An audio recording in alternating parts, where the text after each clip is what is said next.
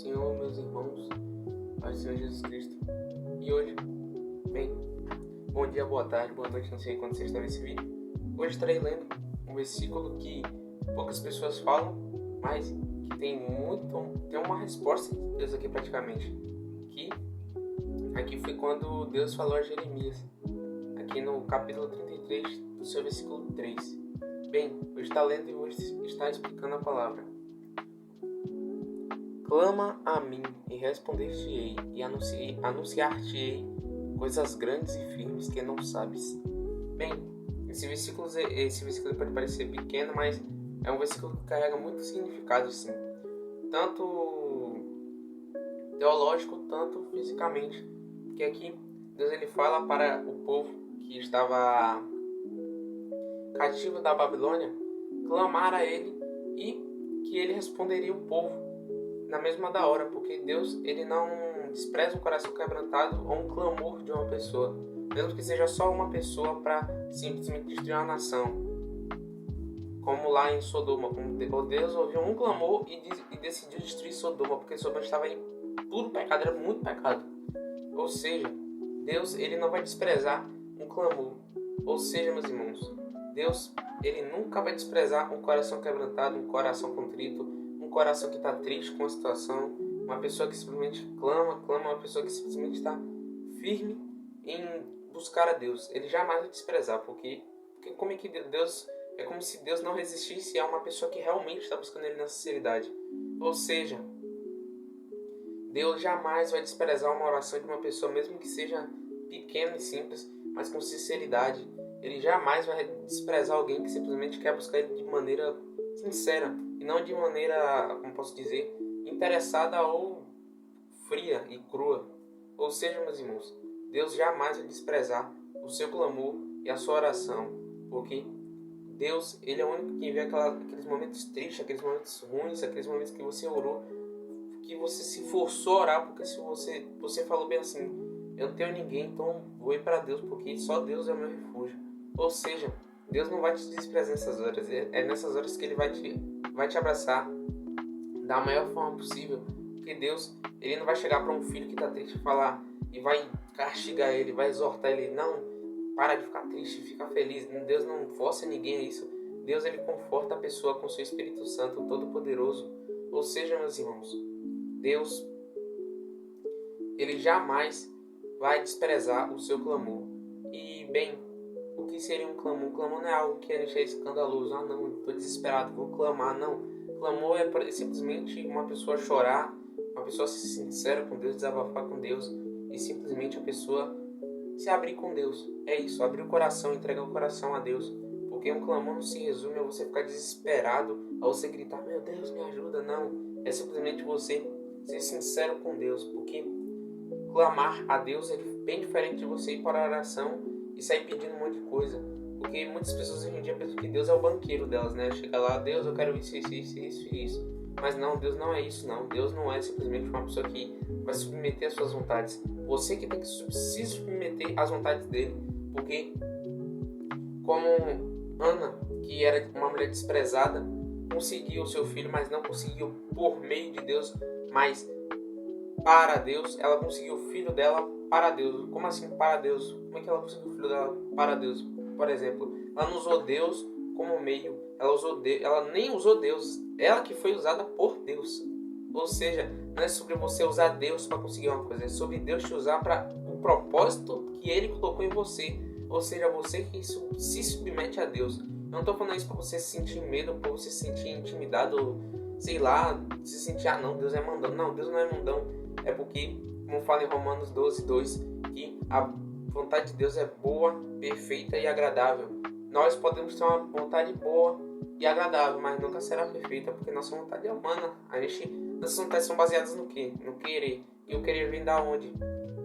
Do nosso inconsciente, subconsciente, enfim. Ou seja, e de onde que vem tudo isso? Da mente é o que é do cérebro, e o cérebro é o que é carne. Ou seja, não adianta você tentar querer algo que você acha que é bom. Ah, mas eu queria aquilo, eu queria não sei o que.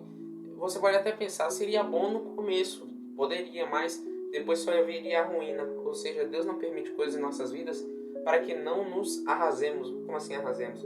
para que não nos decepcionamos, para que a gente simplesmente chegue lá e, bom, acabe tudo, dê tudo errado. Ou seja, Deus ele sabe de tudo, meus irmãos. Quando Deus simplesmente vem aqui e fecha uma porta na sua cara, não é para você ficar triste, não. Essa porta na sua cara não foi ignorância, não, foi livramento. É como se você estivesse indo se jogar em um poço fundo, em um buraco gigante, e Deus tapasse o buraco bem na hora que você fosse cair.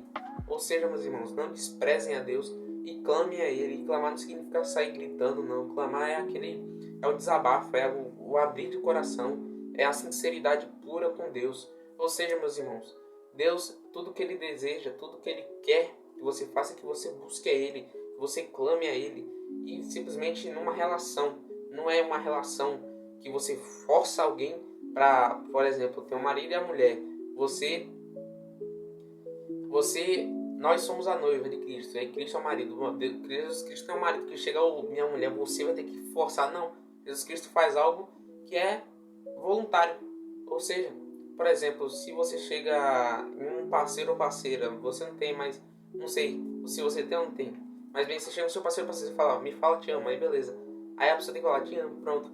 Aí faz o menor sentido você forçou a pessoa a falar. É melhor você esperar a pessoa vir a você falar te amo do que você forçar a pessoa a te falar te amo. Ou seja, Deus ele respeita as nossas decisões, ele respeita as nossas vontades, porque ele não é um marido, um esposo que vai forçar a esposa a amá-lo. Ele é um marido que vai sempre zelar para cuidar da esposa, para que naquele grande dia a esposa olhe com a maior alegria possível, que é a igreja. A esposa olhe para ele da maior sinceridade possível.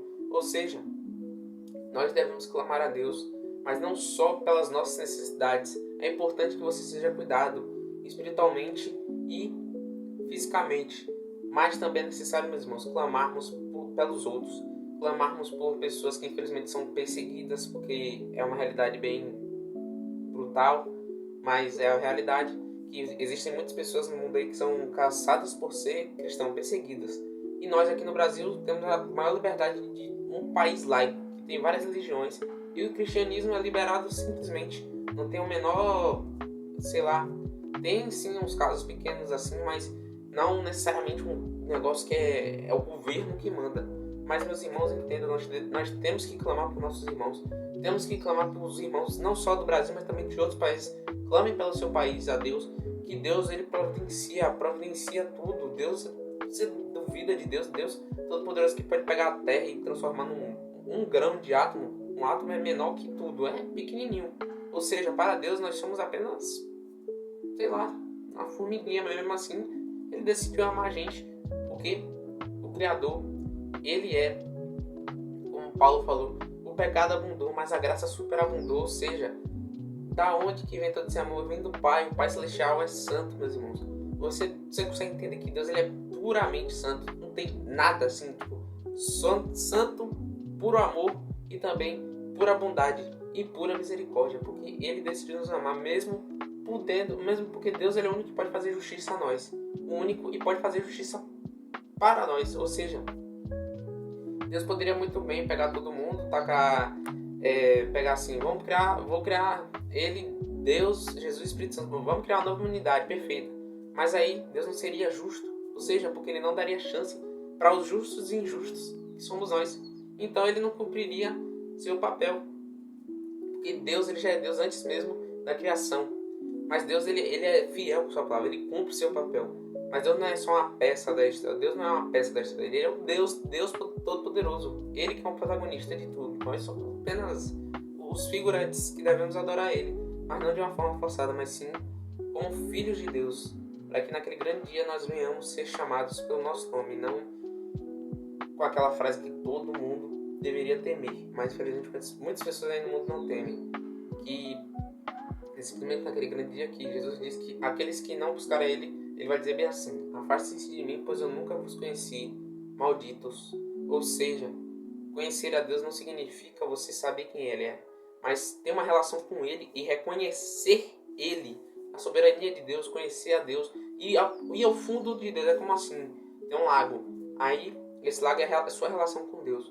Para você ficar tão íntimo com Deus, você não pode ficar no raso do lago, né? Você tem que afundar lá no fundo. Não importa como fundo ele seja, você só tem que confiar em Deus, que Deus vai te dar o ar para você respirar e que você vai conseguir chegar lá no fundo, que é o pico da relação com Deus, o ápice. Ou seja, não tem um limite, mas o foco é ser íntimo com Deus e ter uma relação com o Criador, que esse é o plano original desde a criação do mundo, que